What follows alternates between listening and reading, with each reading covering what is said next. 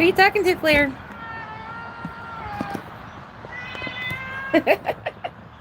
This cat.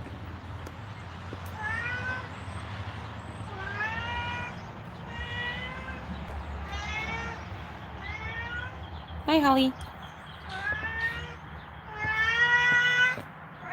You ready to go inside, Claire?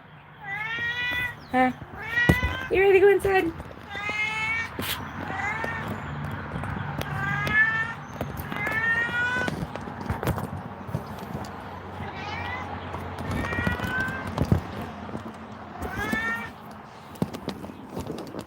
Woo! Y'all are going for a ride because my tripod is... Hey, Joe! Just getting my camera here organized. Just when I thought it was done, it started to catch up a breeze a little bit.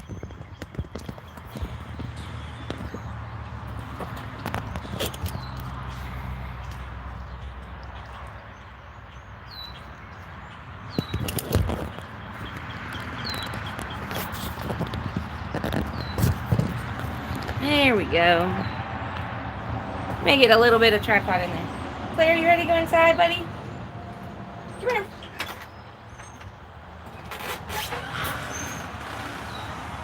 Come here.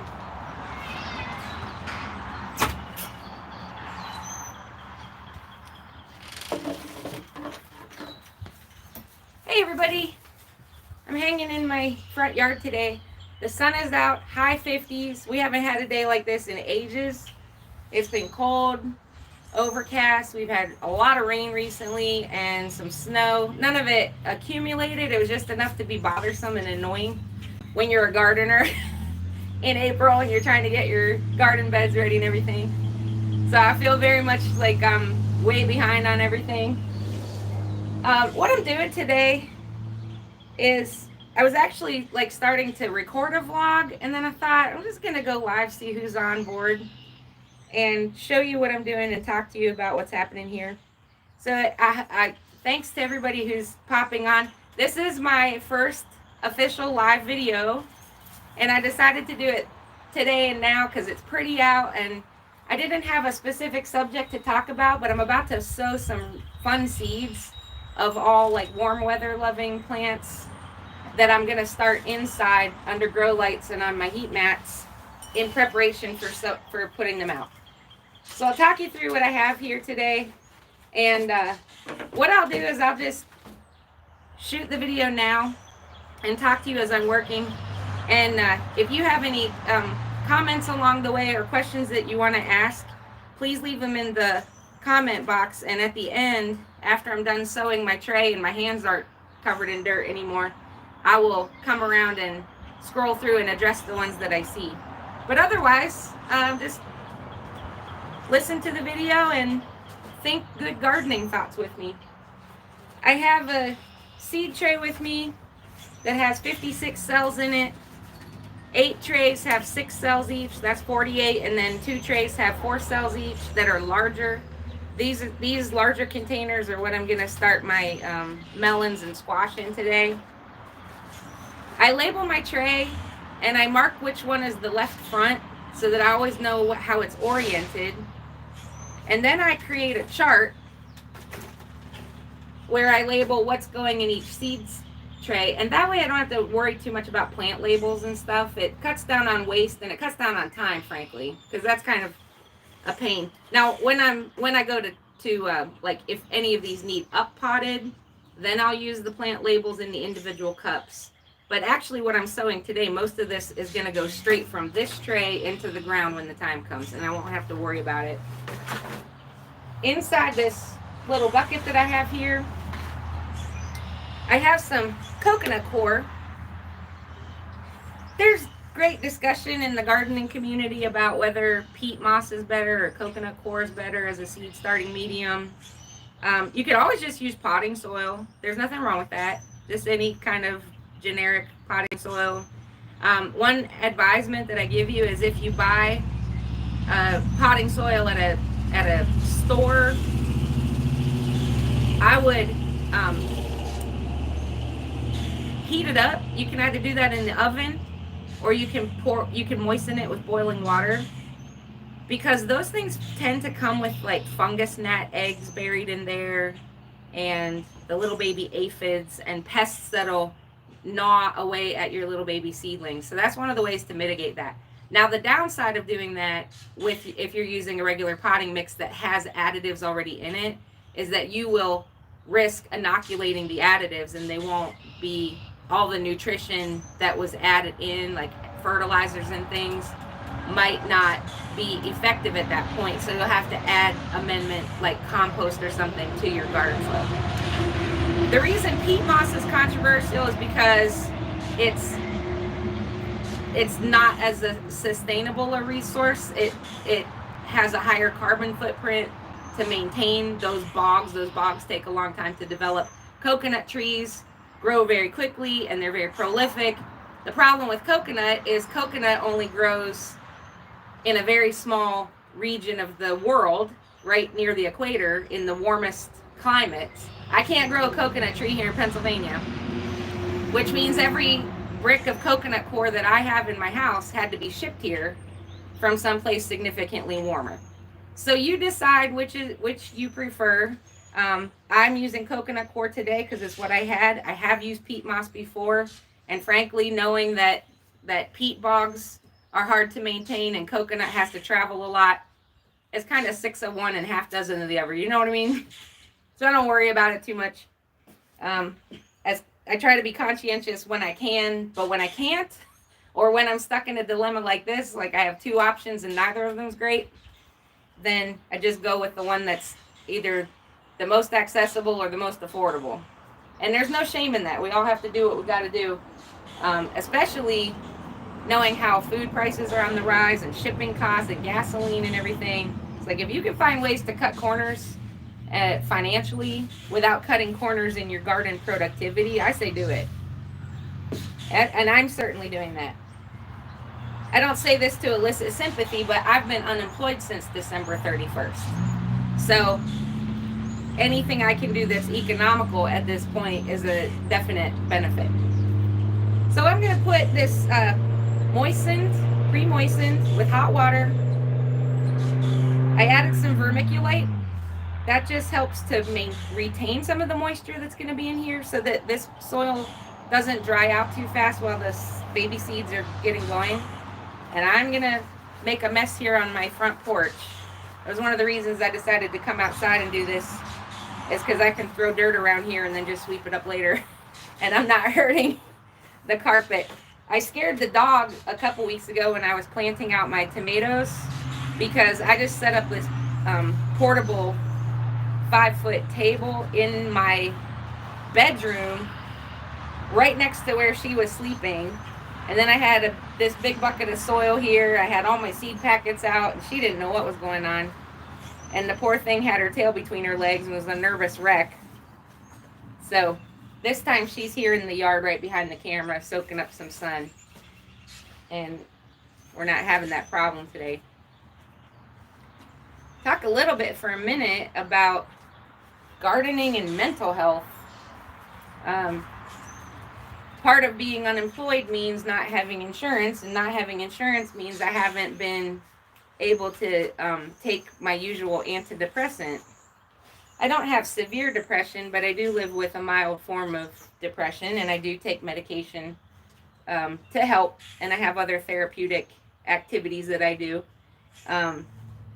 But without that medication, I have noticed that it's just been a lot harder in the last couple months since the move, plus the stress of a move, the stress of unemployment, combined with the cold weather, kind of, you know, because being outdoors is one of my favorite things.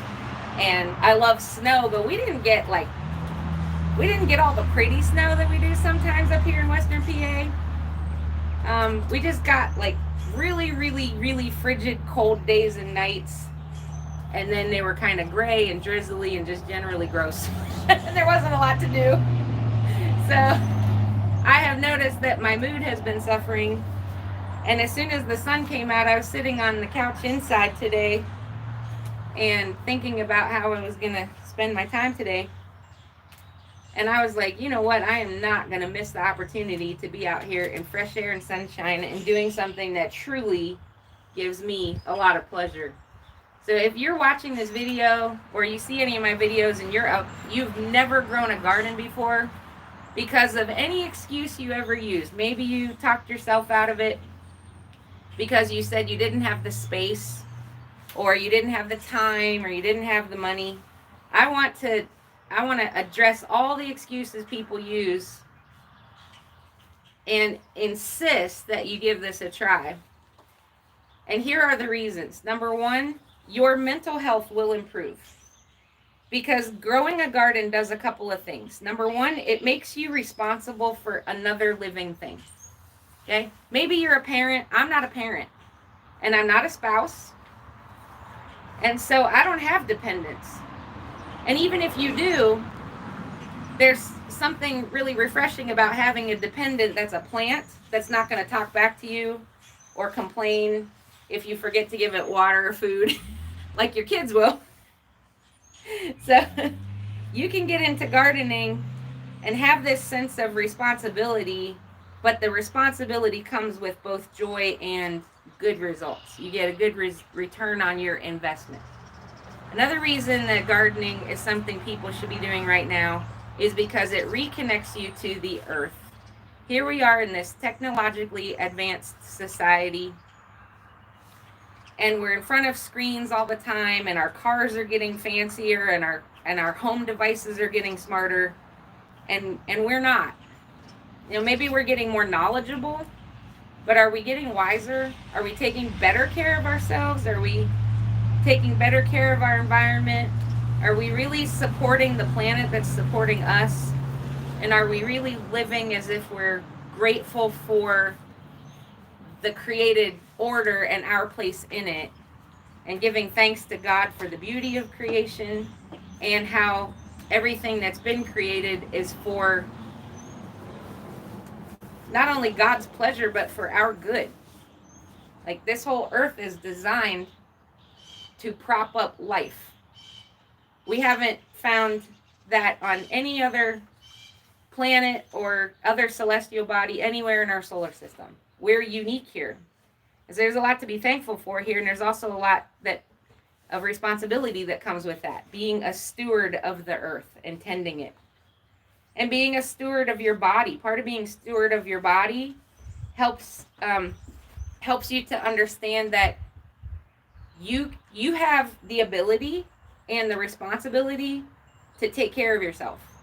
And that includes eating good things, eating healthy things, and eating things that are free of toxins, and eating food that didn't have to travel 1,000 miles to get to you. Like, these are all good reasons to start a garden. Another reason to start a garden and connected to mental health is the idea that this is a task, and really more like a series of tasks that you can perform.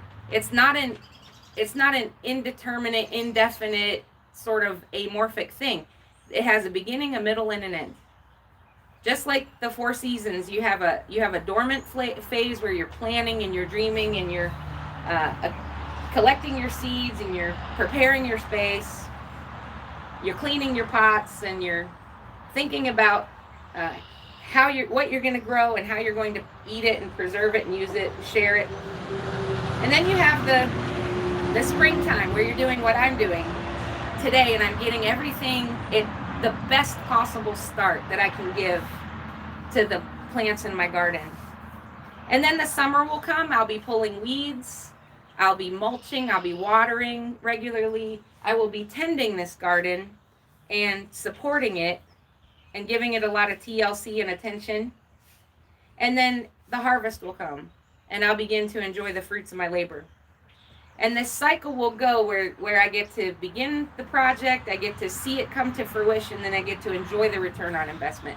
There's something very, very satisfying, especially if you're a person who works a job where you're just on a hamster wheel and like day in and day out just seems to be the same thing over and over again. With a garden, it's not like that. With a garden, there are very clear, distinctive times. There's a life cycle to the plants. There are frost-free days, and then there are light frost and then heavy winter. Depending on where you live, those cycles will be more defined. I live in an area where we have 4 clear seasons, and they each last about the same amount of time, so it's very temperate. The other thing that's really satisfying about growing a garden is the parts we don't talk about. One second, there's a truck going by. Holly, where'd you go? My dog went walkabout in the neighbor's yard while I've been talking to you. Holly, come here. Come here. Come here, goose nut. The part we don't talk about is not just what you eat, but the look of it, the texture, the design elements, like mixing and matching your plants so that there are tall plants, medium height plants, and short plants, and there are living mulches and ground covers and low growing plants that can act as a weed barrier and retain moisture, and companion planting or intercropping, companion planting. You may have heard those terms before. That's where you plant 2 or more plants near each other, and in so doing, at least one of those plants will have a distinct benefit to it. In my tray today, I'll be growing some corn, squash, and pole beans, and I'll be planting them among each other so that the pumpkins and squash can grow low on the ground and spread out and help mitigate weeds and retain moisture. The pole beans will climb up the stalks of the corn, okra, and sunflowers, and they'll use them as a natural trellis. And those corn stalks and okra and sunflowers will be supported by the beans and be able to support the beans. And so in so doing, they'll each find some way to benefit each other. So not only that, but they're going to add some really amazing structure in my garden, really good looking area of my garden, because you'll have the beauty of the sunflowers and the corn tassels and those hibiscus looking blooms of the okra plants at eye level, or maybe even taller. And then you have the foliage of the pole beans kind of spreading outward from there. And then you'll have the low growing ground cover of the squashes. It's going to add pleasing architecture, texture, color, layers, interesting and appealing to your visual senses. And the flowers will add beauty.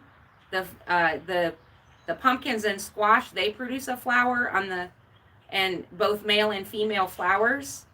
And then when they're pollinated, it's the female flowers that will produce your fruit. So there will be yellow flowers at ground level, and there'll be yellow flowers 6 feet, 7 feet high in the sunflowers, and there'll be these golden wheat colored tassels growing out of the corn, and it's just going to be glorious. So that's part of the reason that there's so much beauty in a garden.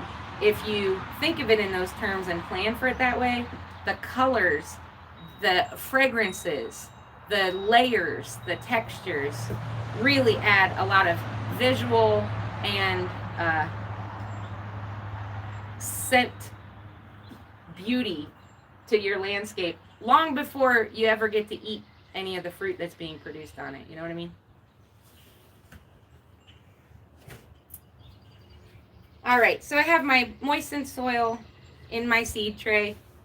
Very excited to plant these plants. Let me get my clipboard here. We'll start with my Bodacious Corn.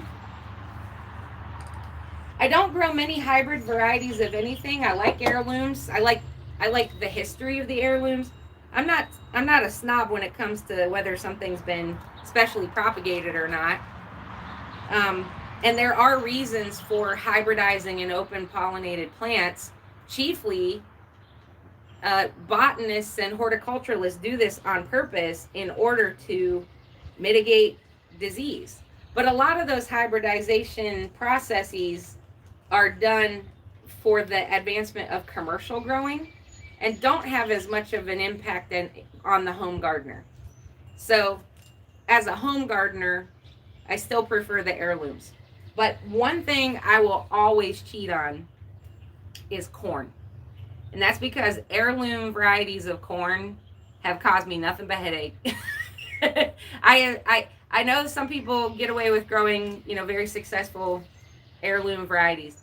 I'm using Bodacious hybrid this year for my sweet corn.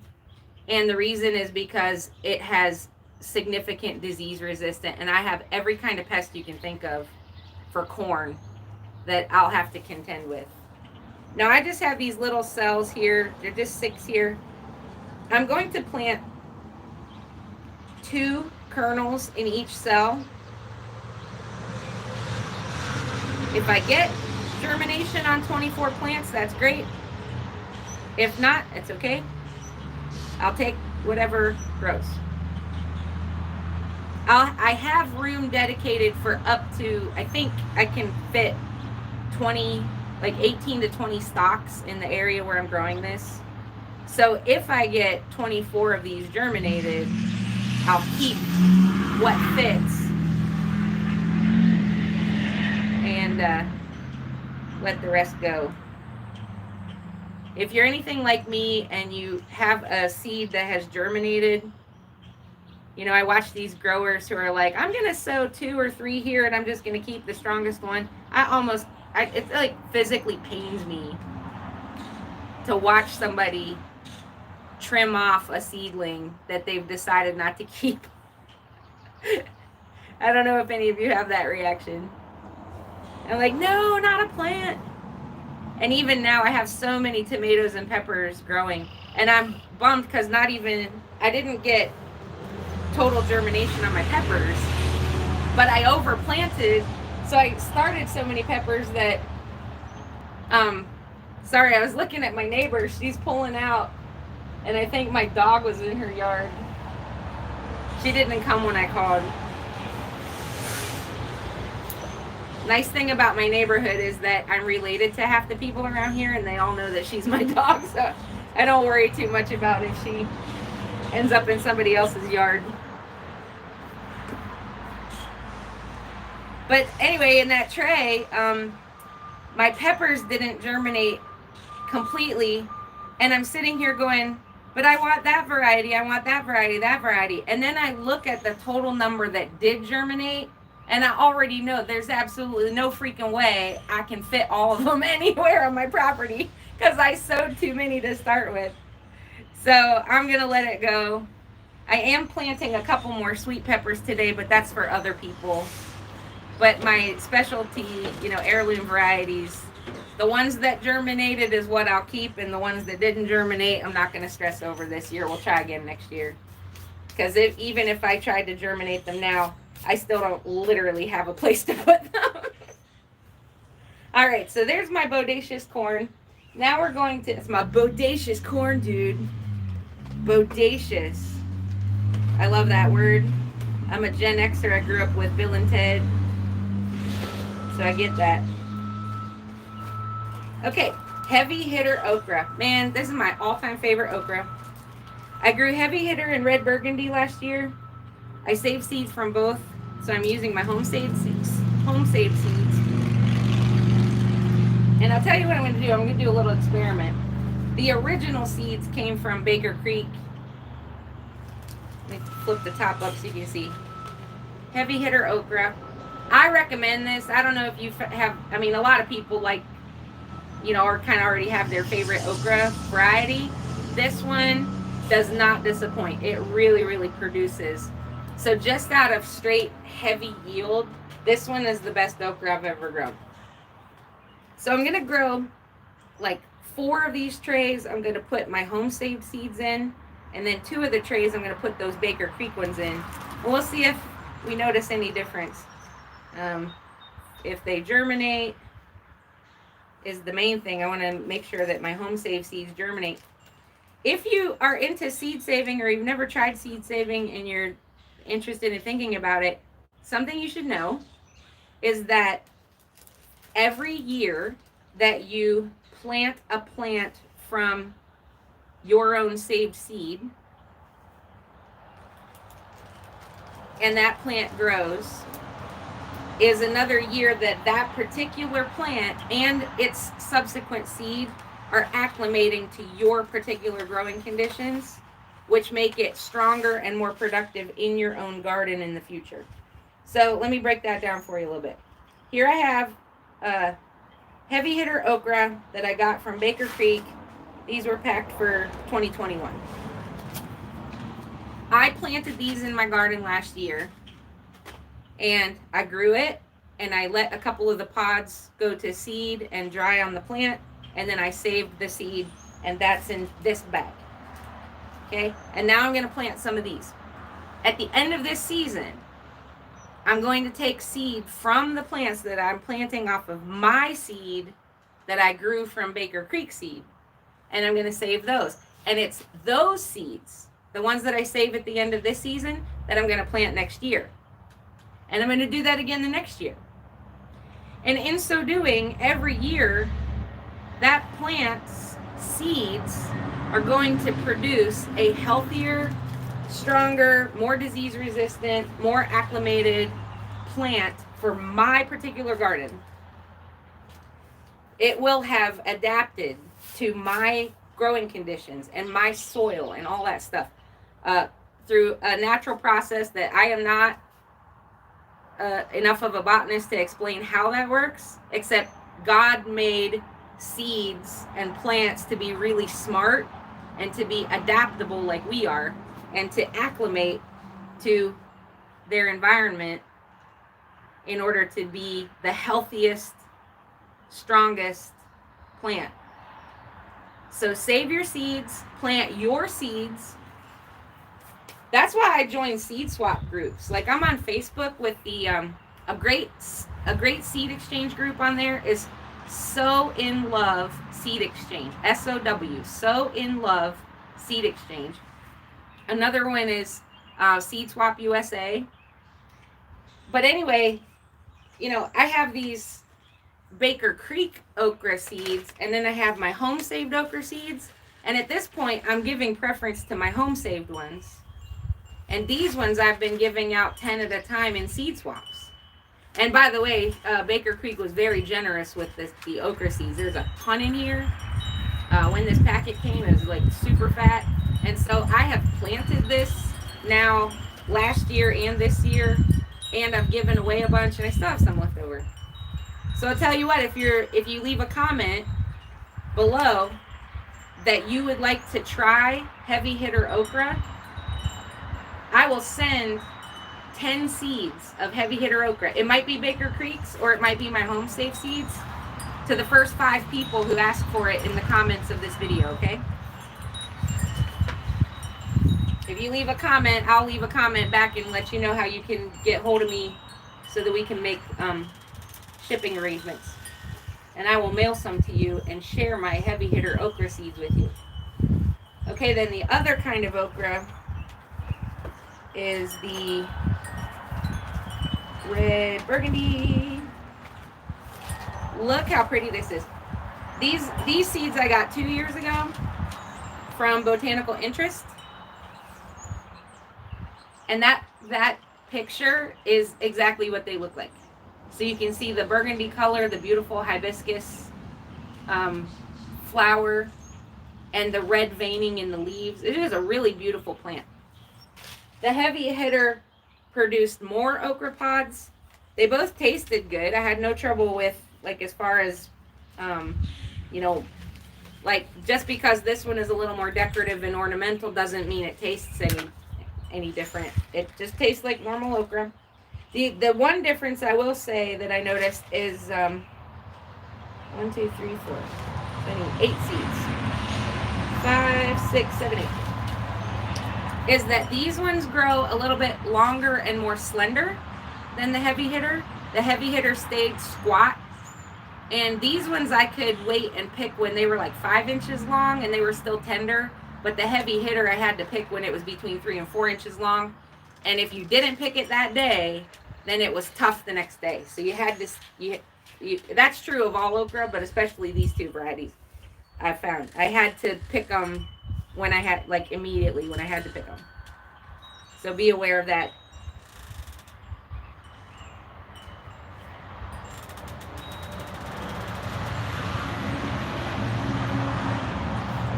In the last two cells here, I didn't bring the seeds down with me, so I'll have to poke those in later.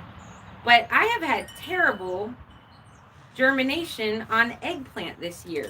I don't know why. And I planted 4 varieties. They came from 4 different sources.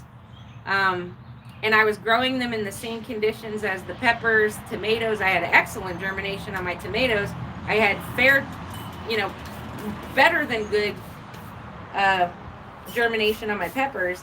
And then, like, out of 10 okra plants that I plant, 10 okra seeds, 2 germinated and 1 looks like it's struggling to even survive. So I'm going to plant more. I'm also going to direct sow a couple into a 3-gallon root pouch. One of the varieties I had to grow is called Little Prince, and it's a patio variety. It's the plant only grows like 18 inches, somewhere between 18 inches and 2 feet, and the eggplants only grow about 4 inches long. So they look like a Black Beauty eggplant, they're just shorter. Those I did try to grow in the seed tray, and they didn't germinate at all. So I'm going to try to direct sow some of those in a separate container, closer to when the weather's warm and I would be planting them out anyway. I may or may not get eggplant this year, I don't know. All right, some red noodle beans. Noodle beans, yard-long beans, or rattlesnake pole beans is what I'm growing this year. I am limited on garden space, so I'm not going to grow, I say I'm not going to grow any bush varieties. That might be a lie, because there are so many bush types of beans that I enjoy. So at the moment, I'm not planning on dedicating any space to bush beans, because you have to plant a lot of bush beans to get enough beans to make it worth the real estate. But these pole varieties, they're cool because they're climbing and I can grow them vertically and they don't take up a lot of space. These are Chinese red noodle beans. The original seed came from Baker Creek. I planted these last year. I saved these bean seeds from my plants. That's what I'm planting this year. These are yard-long beans that are burgundy color red, and they do grow like between 18 inches and 2 feet. I mean, they won't go a full yard. If they get to a full yard, they're not edible anymore. But they are prolific. And I had really good yields on the Chinese red noodle beans last year. I grew them up a teepee trellis that I just made out of bamboo stakes and then wrapped some twine around to give the beans some horizontal places to climb and get up the poles. And it made this lovely little bean teepee. So it was empty on the inside and then all the foliage on the outside.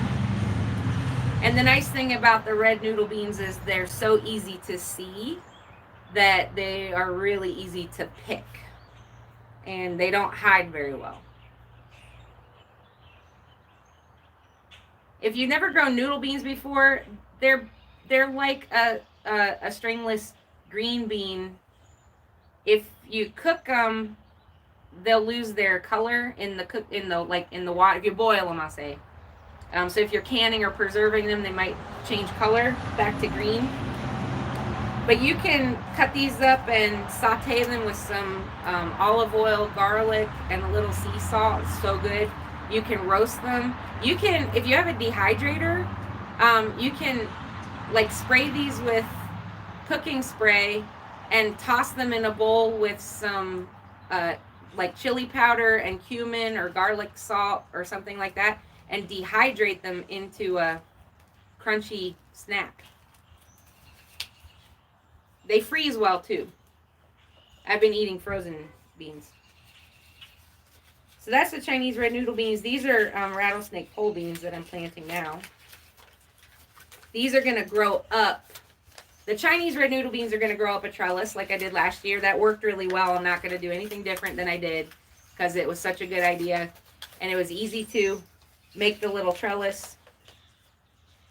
But these rattlesnake pole beans, these don't grow like a yard long bean. They grow like a standard normal green or yellow wax bean. You know, 5 or 6 inch long pod.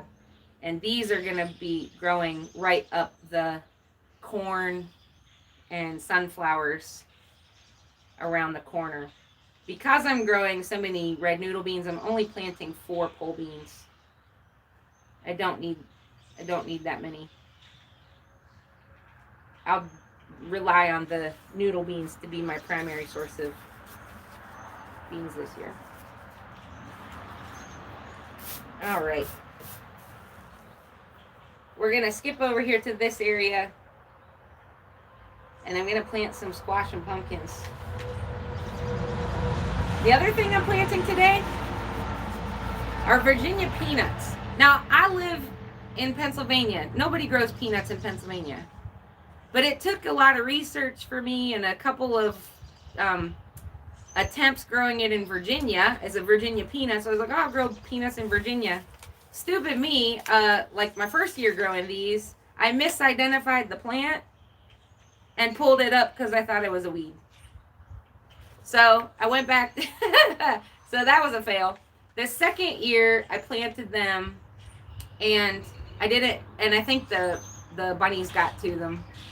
So this year I'm starting them inside now, plant them out in a raised bed.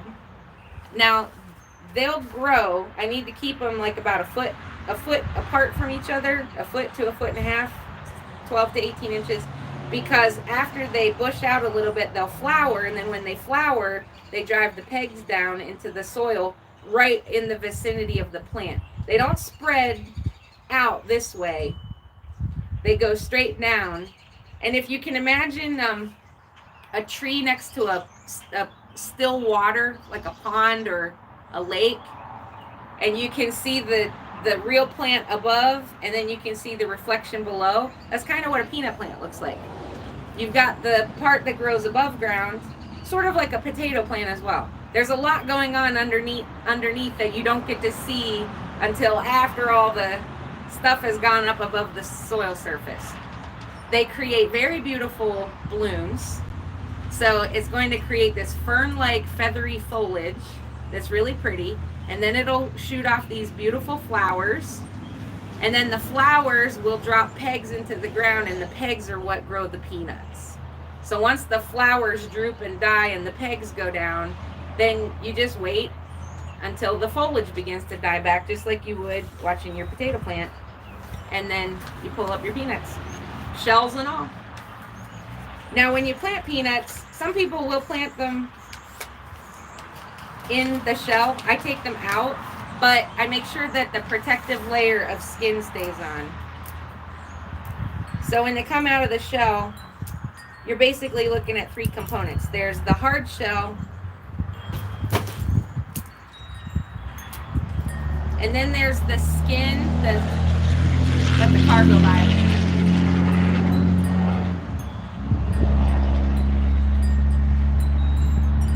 It's like this all day long.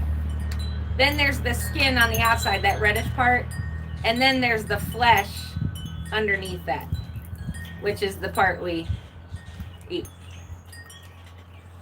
So when I go to plant these, I leave the skin on, but I take the shell off, okay? I'm going to plant those today in a separate cup.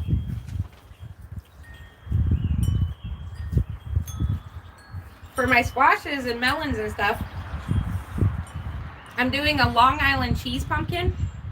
They just look really cool. I've never had the room in any garden that I've had to grow squashes and pumpkins, except maybe one plant, one attempt, one plant here and there. This year I have the space. Now I live in kind of a boggy area that's a little too wet. So I'm planting these in kiddie pools that I convert, and I drill holes in the bottom for drainage and fill them with compost and mulch the top layer, and then plant these in here. As far as the pumpkins go, then I can actually hill up. I can put that soil way, way up in the air, up above the lip of the pool. And then they'll grow up and then they'll trail down and over the edge. So I use 2 kiddie pools and grow the Long Island cheese pumpkin and the sugar pie pumpkin. And in order for them to not cross-pollinate, I'm going to move them to opposite ends of the property. There'll be plenty of room for them to be. I'm growing sugar baby watermelon. And then I received a really interesting, I wasn't planning on growing this watermelon, but I got it in a seed swap this week. It's called Yellow Doll. It's a yellow flesh melon that's another icebox size. So like a good personal size watermelon, not too big. And just the idea of having a yellow flesh watermelon, I've never seen one in a store. I've never eaten a yellow watermelon before. And I had to look it up on the internet to even look up the variety. And it has a high Brix content, B-R-I-X. That's how they measure the level of naturally occurring sugars in watermelon. So when that's something you may or may not know, is the higher the Brix number, B-R-I-X, then the sweeter that melon is going to be. I like a sweet watermelon. So this one had it was like a Brix content above the number 10. Sugar Baby came in around 9.5, between 9 and 10. Some of the sweetest ones are up around 12 or 13. And some of the less sweet ones are down like, 8 or 9, 7, between 7 and 9. So I'm growing Sugar Baby because I have grown those before and have had success. And I like them, and they're small. They're compact, personal size watermelon. And then I'm going to try these Yellow Doll ones that are new to me. I'm also growing my favorite Minnesota Midget Cantaloupes. These are great because they only grow about like 4 inches, 5 inches in diameter. They're personal size cantaloupe that you can hold in your hand. And because of that, they don't get so heavy that they pop off the vine like some of your bigger varieties. Which means I can grow these up a teepee trellis and grow them vertically, and they avoid being on the ground. And I have grown these a few years in a row now, and I have had no pest problems, none. So, and the teepee trellises add visual interest to the garden, some architectural, structure to the garden, and with the foliage being trained up them is really beautiful. And then the fruit grows right there hanging from the trellis, but it's never too heavy to fall off before it's mature. Like a lot of melons, cantaloupes, muskmelons, honeydew melons, you almost have to create a sling to hold them in place when they start to get too big, if you're trying to grow them vertically. But the Minnesota Midget, I've never needed to do that. So I'm growing those again. They have a great flavor. And I can sit down and eat one in one setting. They're just really good. I'm growing Table Queen Acorn Squash. I'm not a huge fan of squash in general. But my mom is, and she lived with me last year. And now she's married, and so she's living with my stepdad, and he grows pumpkins and squash in his garden. And so between my garden and his garden, we gave her a bunch of squash last year. And then she came up with some really interesting recipes that I have to say I liked them. I don't know that I'm still like enamored of squash yet, but I liked it. So I decided to grow 2 Table Queen Acorn Squash plants out here with my okra, corn, and sunflowers. And they'll just grow a little. It'll have like a blackish, dark green, almost black exterior and a light colored flesh. And it's supposed to be sweet, and it's has a good firmness to it, and it stores well and should be good for a variety of cooking.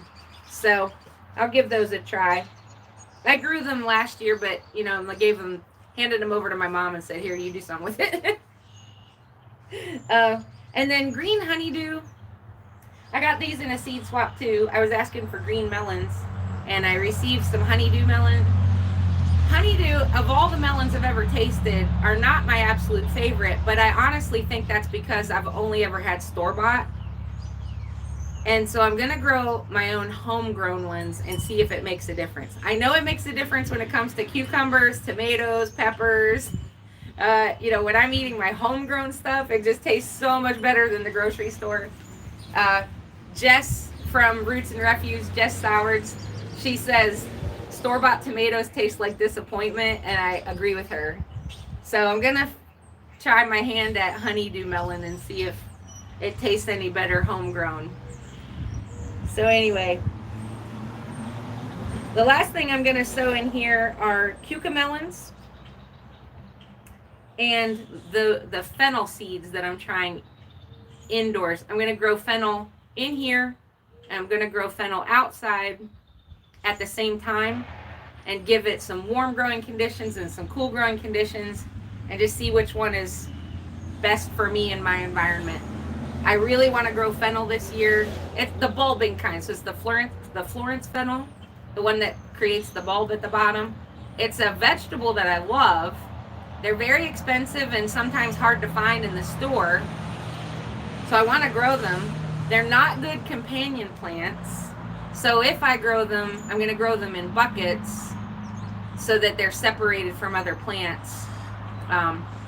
There's something about the anise scent and also some chemicals that the roots produce in the growing process that interfere and stunt the growth of other plants.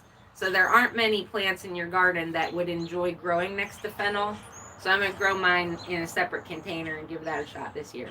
I really want to find a successful way to grow fennel. I may find that it's better as a fall crop here than a spring crop. So I'm growing it here in the late spring, early summer, just to see what happens.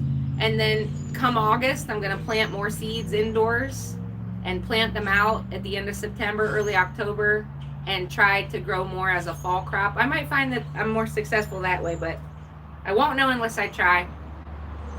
Back to our earlier conversation about the merits of gardening or why somebody should have a garden. One of the things is the experimentation of it.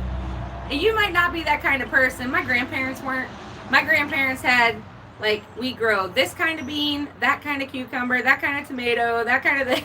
They had one variety that they liked, and they just stuck to it every year. They never tried new, I won't say never, but they rarely switched it up. It's like once they found something they liked, they just kind of stuck with it. But for me, one of the great joys of gardening is trying new varieties, trying different colored tomatoes, growing different peppers of different heat levels, from very mild and sweet to very, very hot. Like the okra, I'm growing the green okra, the heavy hitter, because it's so productive, and I already know that, so I'm sticking to that. But I'm straight up just growing this red burgundy okra because it's pretty and I like to look at it, I'm trying these new watermelons. I love watermelon, so I'm gonna grow a normal red watermelon, sugar baby watermelon. But then I got these yellow doll seeds, and I'm like, yellow watermelon, holy moly, where did that been all my life? So I want to try it. So I'm going to grow a yellow watermelon. The beauty of being a home gardener is that I can do that, and I won't have to hold my breath and die waiting for my local grocery store to have a yellow watermelon in it. You know what I mean? So anyway, don't forget, leave a comment if you want to try some heavy hitter okra. I'll send some your way. If you've been hanging with me this whole time listening to the traffic on Route 403 Highway South here in Seward, I hope you heard everything okay. And if you're ever in my area, wave. I'm going to go find my dog now and see where she wandered off to while I was sitting here jib-jabbing with you guys. And I'll finish sowing this seed tray, and I'll go inside and sow some of my cool weather crops. And then I think I'm going to take a nap. How about you? Maybe you're at work today. I hope you're having a good day at work. I'm going to come around now to the other side of the screen and just check in with the comment box and see who's been here, and if I can answer any of your questions before I sign off, okay? It really is a beautiful day. Here, let me show you. because it hasn't looked like this in a while. Sun's out, partly cloudy skies, gentle breeze. I think they said it was going to be a high of 58. I'm in the shade, but it already feels a little warmer than that. Like maybe it got up to 60. So thanks. I saw Joe was on earlier. He's listening from work. Yeah, peppers are hit or miss, aren't they? And you know, I have to look, Joe. I had another one of your varieties that I got in the Seed of the Month Club that is doing really well, and now I want to find more seeds. I got to figure out where I can track more down. Hey, Veggie Chompers, Mel's here. You guys got to check out her channel. She does wonderful updates. Vaughn's growing noodle beans for the first time this year. Vaughn, I didn't know what to expect. So last year I planted, well, let me back up. I took 7 bamboo stakes and I made a little teepee out of these 7 bamboo stakes. And then I poked 2 red noodle bean seeds at the base of each one. And I'm telling you, all 14 grew. And I kept 10, because if I had kept all 14, it would have just been a hot mangled mess. And I really could have just gotten away with 1 plant per base. So that's what I'm going to do this year, is I'm going to make my little teepee trellis. Today I sowed 10 seeds, but I'm going to make like 6 or 7 posts in my teepee, and I'll just put 1 of those plants at the base so that I don't overdo it like I did last year.